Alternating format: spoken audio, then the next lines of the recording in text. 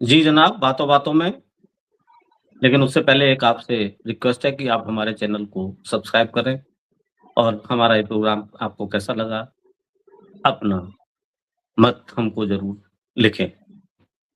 धन्यवाद। गोयल जी, नीट की परीक्षा बड़ी ही लोग शिद्दतों से तैयारी करते हैं बच्चे और वो परीक्षा का इंतज़ार करते हैं, परीक्षा होती है और पेपर लीक हो जाता है। ये एक आम प्रैक्टिस हो गई है। नीति नियंताओं को या परीक्षा कराने वाली संस्थाओं को पता रहता है, वो अनुभवी होते हैं, उनको पता है कहाँ से लीक हो सकता है, कैसे हो सकता है, इसका वो पूरा अध्ययन करते हैं। पूर्व में हुए मामलों का भी संज्ञान में लेकर उसी हिसाब से कार्रवाई करते हैं। परीक्षा का नाम बदल दिया जाता है।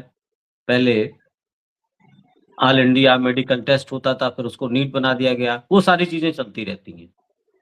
लेकिन 2015 में पेपर लीक हुआ था और 2026 में फिर पेपर लीक हो गया और जिसको अब रोक भी लगा दी गई और संभवतः अब दोबारा परीक्षा होगी। 2015 में जब हुआ था, जब वही जैसा कि मैंने बताया ऑल इंडिया मेडिकल टेस्ट नाम से पहले था, नीट नहीं था। उसमें सुप्रीम कोर्ट मामला गया, सुप्रीम कोर्ट ने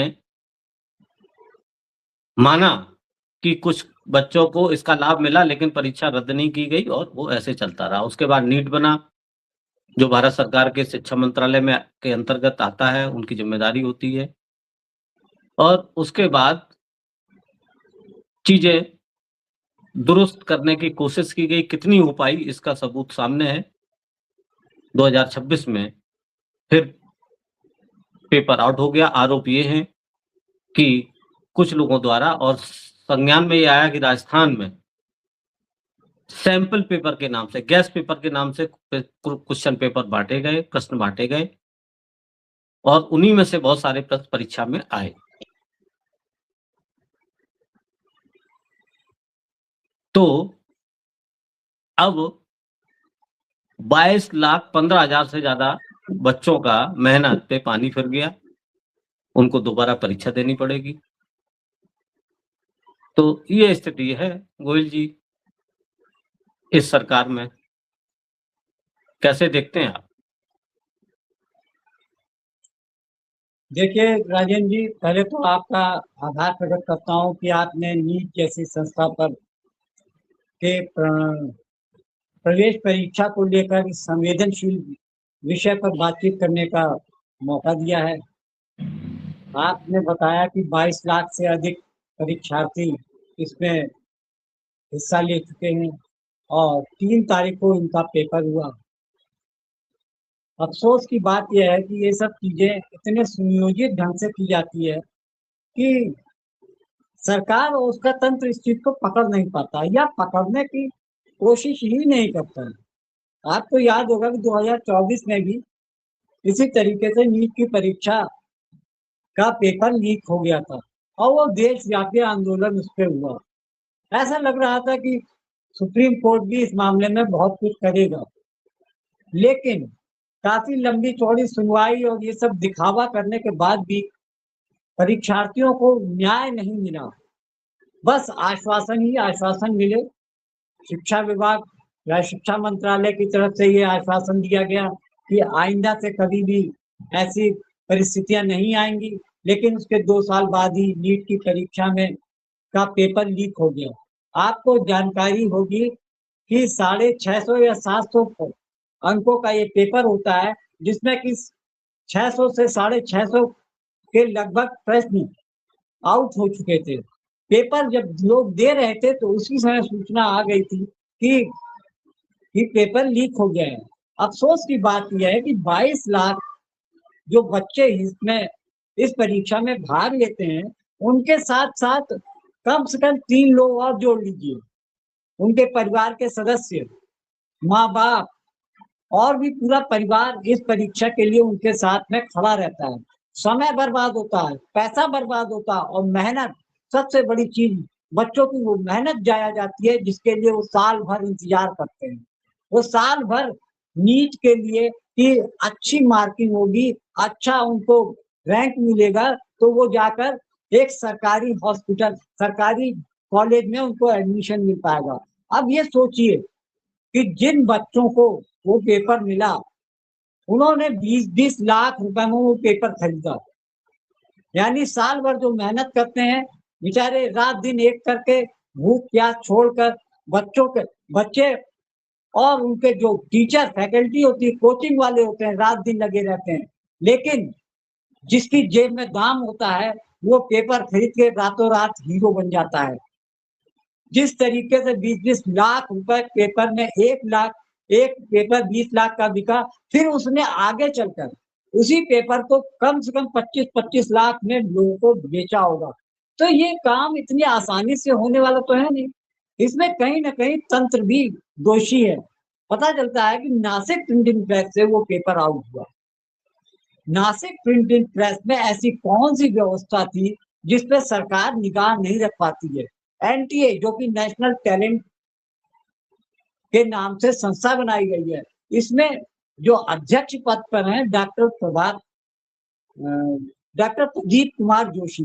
डॉक्टर प्रदीप कुमार जोशी के बारे में बताया जाता है कि वो संघ से जुड़े हुए व्यक्ति हैं।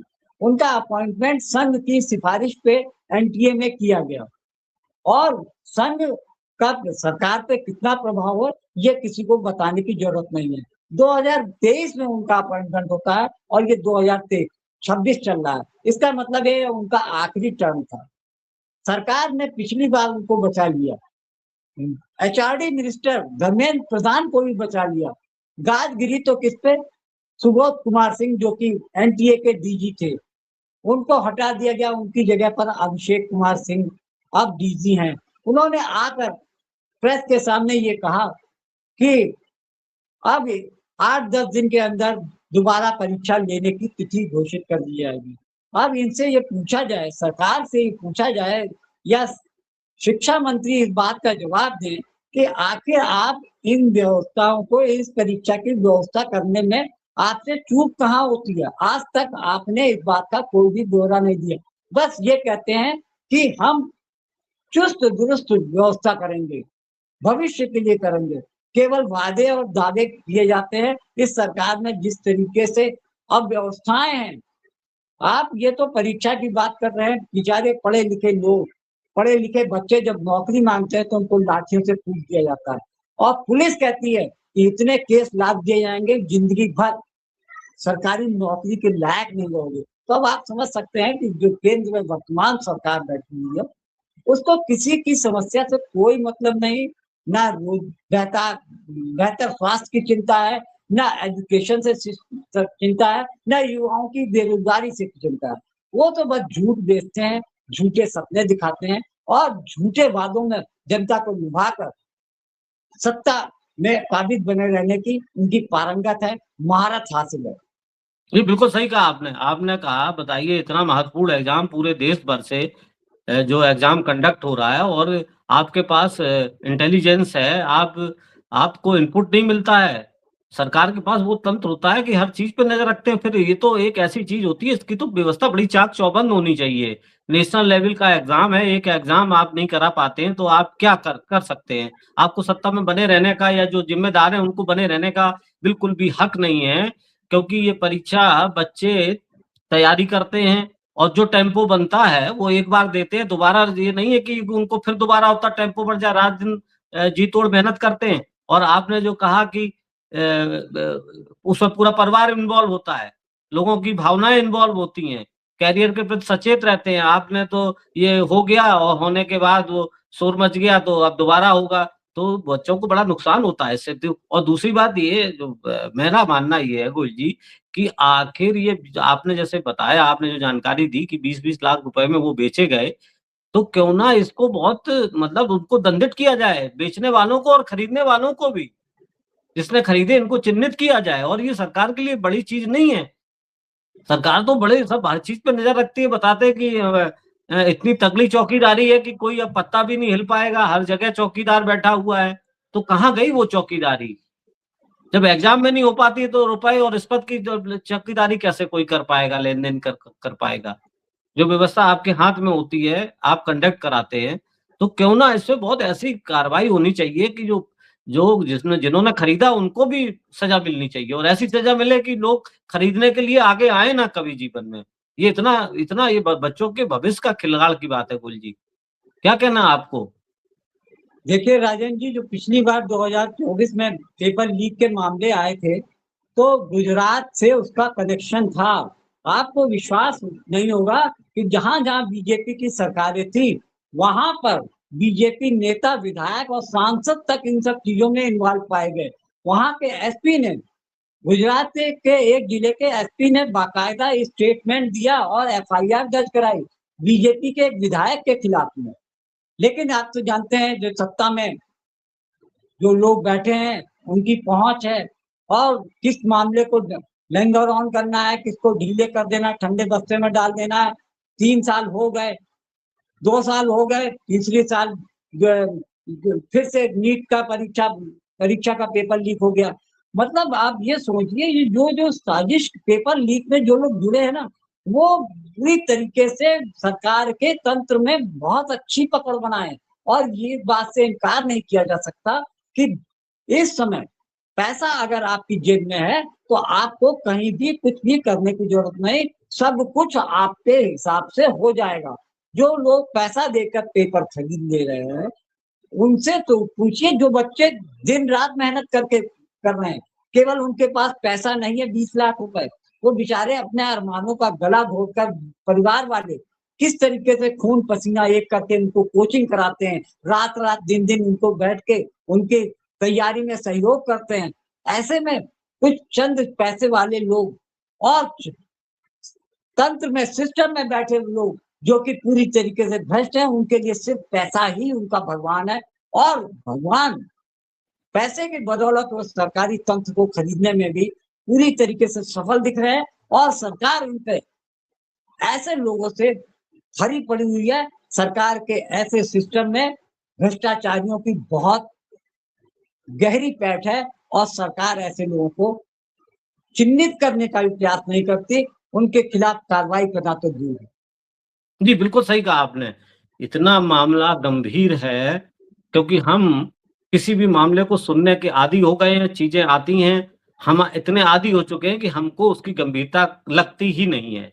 हम दूसरे कामों में लग जाते हैं, ये बिल, फलाना मंदिर, फलाना ये, फलाना और ये सारे कामों में लग के डाइवर्ट होके 24 घंटे इसी में उलझाए रखना और मीडिया अपना मेन स्ट्रीम मीडिया अपना भभू बजाते रहना, सिर्फ़ इसी तक उलझ के रह गए हैं। और पहले तो ये था कि चलिए सरकारें बन रही हैं, बिगड़ रही हैं, लेकिन अब तो बच्चों के भविष्य की बात भी यहाँ पे सुरक्षित नहीं है, पता नहीं कैसी चौकीदारी है। और जैसा कि आपने कहा कि तंत्र में जो लोग करते हैं, वो इतने ताकतवर हैं, अगर ताकतवर नहीं होते तो क्यों नहीं अभी तक जो 24 में और 15 में आखिर कुछ तो हुआ, सुप्रीम कोर्ट ने माना भी, उसका क्या हुआ, किनको सज़ा मिली, आज तक कुछ पता ही नहीं है।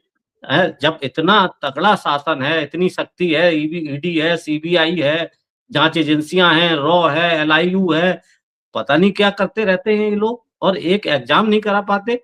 सवाल बड़ा है, गंभीर भी है, लेकिन ये चीज़ें अब हमारी आम बोलचाल में बिल्कुल महत्वहीन हो गई हैं, इस पे लोग ध्यान नहीं देते हैं, लेकिन किसी न किसी दिन इसका विस्फोट होगा और ये हमारे लिए बहुत ही खतरनाक साबित होगा। बहुत-बहुत धन्यवाद गोयल जी। अगली बार फिर किसी मसले पे हम बात करेंगे। नमस्कार।